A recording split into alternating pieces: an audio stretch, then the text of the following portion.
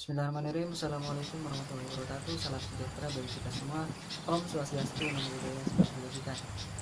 Kami akan membahas mengenai kesulitan belajar pada perkuliahan pada hari ini. Ini anggota dari kelompok kami, yakni Tizam Rizky, Islaman RK 1 dan saya sendiri Ahmad Ibn Muzani. Yang pertama, materi tentang definisi. Sebelumnya kita ketahui dulu sebenarnya kesulitan belajar itu apa. Yang pertama, definisi kesulitan belajar. Kesulitan belajar pada intinya ialah sebuah permasalahan yang menyebabkan seorang siswa tidak dapat mengikuti proses pembelajaran dengan baik seperti siswa lain pada umumnya, yang disebabkan oleh faktor-faktor tertentu sehingga ia terlambat atau bahkan tidak dapat mencapai tujuan belajar dengan baik sesuai dengan yang diharapkan. Pada dasarnya, kesulitan belajar yang dialami siswa tidak selalu disebabkan oleh rendahnya tingkat intelijensi dari siswa tersebut, melainkan dari beberapa faktor seperti halnya faktor fisiologis, faktor psikologis, dan juga faktor lingkungan. Yang tentunya kita harus mengetahui dari faktor-faktor tersebut. Baik, selanjutnya materi selanjutnya akan disampaikan oleh Mbak Rizky Amana. Selanjutnya saya sebagai materi akan menjelaskan tentang faktor-faktor yang mempengaruhi kesulitan belajar. Ada dua faktor. Yang pertama yaitu faktor internal, merupakan faktor yang berasal dari dalam diri individu, dan yang kedua yaitu faktor eksternal, faktor yang berasal dari luar individu atau siswa. Nah, pertama saya akan menjelaskan tentang faktor internal atau faktor yang berasal dari dalam individu, yaitu kurangnya kemampuan dasar yang dimiliki oleh peserta didik, karena kemampuan dasar juga merupakan wadah peserta didik untuk memudahkan dia dalam mencapai prestasi belajar. Yang kedua yaitu kurangnya suatu bakat dalam situasi belajar tertentu. Bakat juga merupakan sebuah wadah yang penting untuk siswa atau individu maupun para pelajar untuk mencapai suatu keberhasilan dalam belajar. Yang ketiga, kurangnya motivasi atau dorongan untuk belajar. Motivasi atau dorongan dari diri siswa sendiri untuk menunjang mereka dalam belajar maupun meningkatkan prestasi mereka itu sangat penting. Jika tidak ada motivasi, maka kemampuan belajar atau minat belajar mereka pun akan turun. Yang keempat, situasi pribadi, terutama emosional yang dihadapi pada peserta didik pada waktu tertentu. Misalnya kesulitan belajar yang menyebabkan dia sulit, kondisi emosional seperti mungkin dia sedang marah ataupun juga sedih. Selanjutnya, faktor jasmania yang tidak mendukung kegiatan belajar. Misalkan kondisi fisiknya atau psikisnya, mental itu mengalami gangguan seperti sakit, maka akan menghambat dia dalam mencapai prestasi belajar. Yang terakhir, faktor hereditasi atau bawaan yang tidak mendukung kegiatan belajar seperti buta warna, kidal, tata tubuh, dan lainnya. Yang kedua yaitu faktor dalam luar diri siswa atau individu, faktor eksternal. Yang pertama, faktor lingkungan sekolah yang kurang memadai dalam situasi belajar. Jadi lingkungan sekolah yang tidak memadai maka akan menghambat siswa untuk melakukan berbagai aktivitas maupun kegiatan pembelajaran dengan efektif.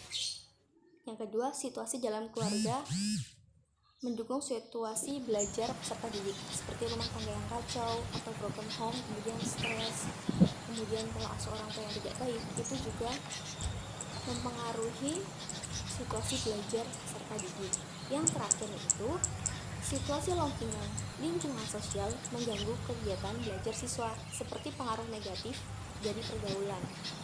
Misalnya teman mereka atau lingkungan pergaulan mereka merupakan anak-anak yang suka merokok, mabuk, ataupun juga mengajarkan mereka untuk bolos. Jadi itu ikut mempengaruhi peserta didik dalam proses belajar sehingga mereka mengalami kesulitan.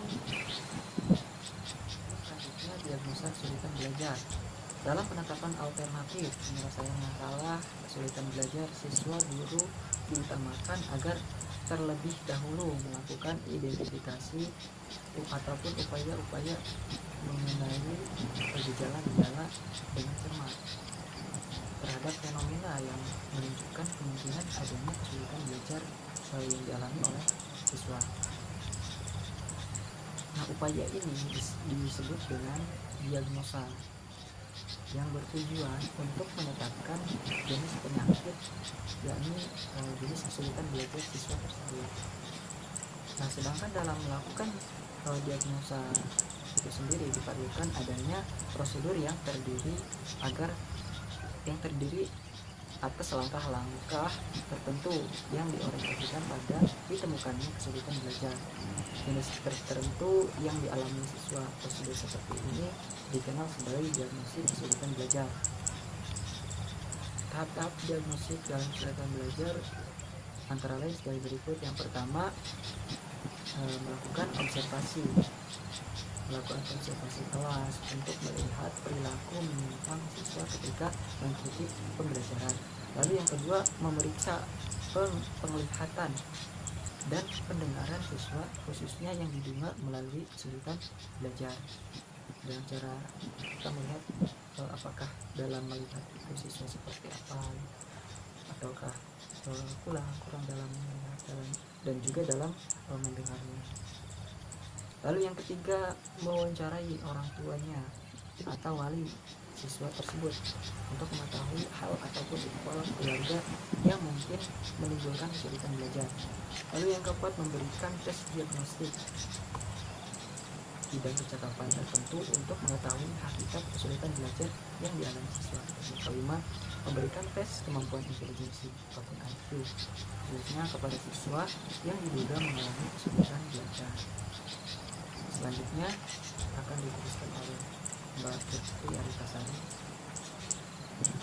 Saya Putri Aritasari, NIM 262 akan menjelaskan mengenai cara pemecahan masalah kesulitan belajar dalam rangka memberikan solusi terhadap siswa yang mengalami kesulitan belajar.